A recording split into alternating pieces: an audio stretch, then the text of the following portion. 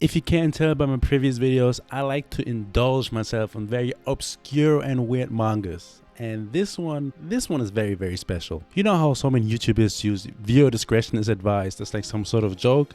This time I'm not even joking. This one is very, very weird. This manga is just a collection of very, very weird stories. It only has 9 chapters and I didn't even manage to read all 9 of them because they are so weird and it's so hard to describe what's even happening. I mean, just look at the alternative titles on my anime list. Every chapter is about a different story, but I'll only talk about 3 very, very briefly just to give you an understanding of what weird stuff is out there in the anime and manga world. I'll just skip the first story, which is about a girl who collects everything her crush touches. The crush touches a cat, she now needs the skin of the cat. The crush touches another girl's hand, she now has to own the skin of the hand. Her crush touches a part of her body, that now has to be dissected. It's weird, but whatever, right? What I really want to talk about is this second story, because that is just unorthodox to say the least. Guys who are watching this video, I have to ask you this.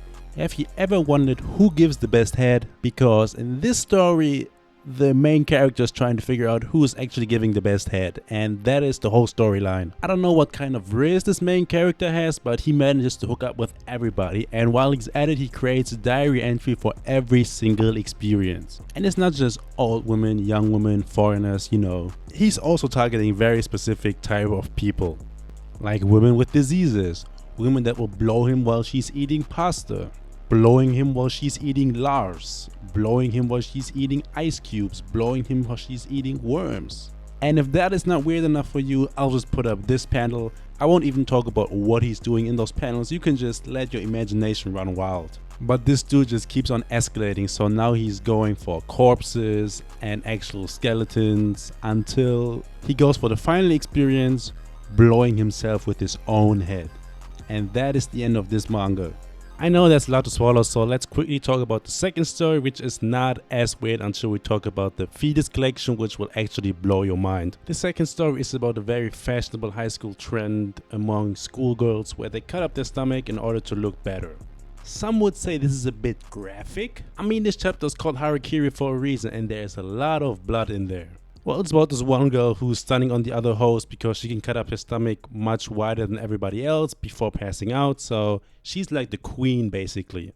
And I'm not gonna lie, but for some reason I find this panel very, very funny where they're just fighting with their intestines and just trying to kill each other. I don't know why, but it was so out of touch that it made me laugh. I know the only thing on your mind right now is what is this fetus collection about, and we're gonna get straight into it. Because this chapter is basically about the hidden art of abortions. This story is about this woman who has no meaning in her life, so she has meaningless sex with guys, which obviously ends up in her getting pregnant. And she of course is getting an abortion every single time, and this is her 3rd one.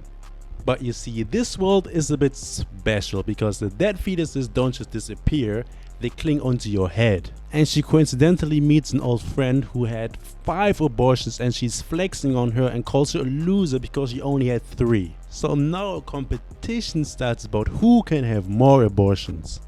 And they're figuring out ways to make their dead fetuses look aesthetic, to the point where they try to compete in a competition about who has the best looking dead fetuses. But the main character of this story has a problem. She can't get pregnant anymore. So is this the end for the main character? No. She manages to get pregnant again. But this time it's a pregnancy without fertilization, just like Mary, the mother of Jesus Christ. So she realizes she's giving birth to the Son of God. And she's not happy because she's giving birth to the Son of God, no. She's happy because once she aborts him, she will have the most powerful fetus ever. So she's trying every possible way to get an abortion, but this fetus just won't die. She's also getting chased by religious groups because the rumor obviously has spread that she's giving birth to the Son of God. And they are thinking that she is a holy virgin, which of course can't be true because she's had so many abortions in the past. And I'm not gonna lie, the ending was so disappointing. Because she finally realized that she can't abort the Son of God, so she's finally giving in and she's actually looking forward to giving birth to the Son of God. But her belly just keeps on growing and growing, but she's not giving birth to this child. She has been overdue for so long. It's like she's giving birth to Ace. Anyways, I don't want to cover the other stories which are about putting worms under the skin or Santa terrorizing Japan by flooding it with presents. There are so many weird stories that I could cover, but I just don't want to because I care about my mental health. Anyways, if you made it this far, congratulations, you're just as fucked up as I am, and have a nice day.